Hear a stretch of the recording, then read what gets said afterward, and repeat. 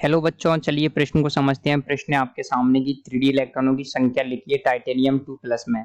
आप इन जलयोजित आयनों अष्टफलकीय में पांचों 3D कक्षकों को किस प्रकार अधिग्रहित करेंगे, दर्शाइए।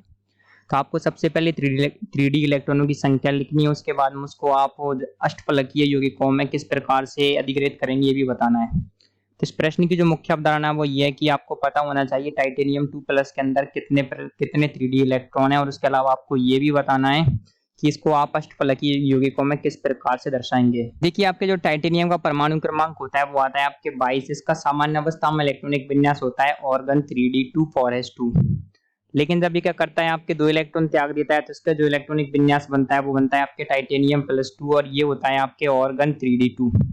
तो इस आधार पर आप कह सकते हैं कि इसके अंदर क्या है, इसके अंदर जो 3D इलेक्ट्रॉनों की संख्या आ जाएगी वो कितनी आ जाएगी, 2 आ जाएगी।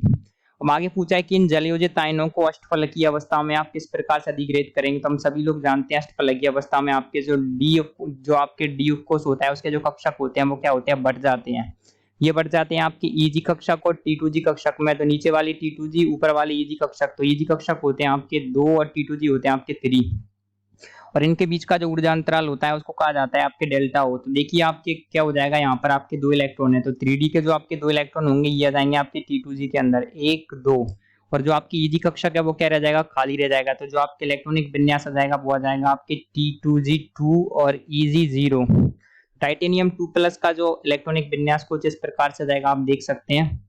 तो यहाँ पर आपसे क्या पूछा गया था, सबसे पहले 3D में इलेक्ट्रॉनों की संख्या तो ये आ गई 2, उसके बाद अष्टफलकीय जो आपके जलयोजित आयनों में किस प्रकार से दर्शाएंगे, तो उसको कुछ इस प्रकार से दर्शाया जाएगा, यहाँ पर T2G2 और Eg0। तो आशा करते हैं आपको प्रश्न का उत्तर समझ आया होगा। धन्यवाद।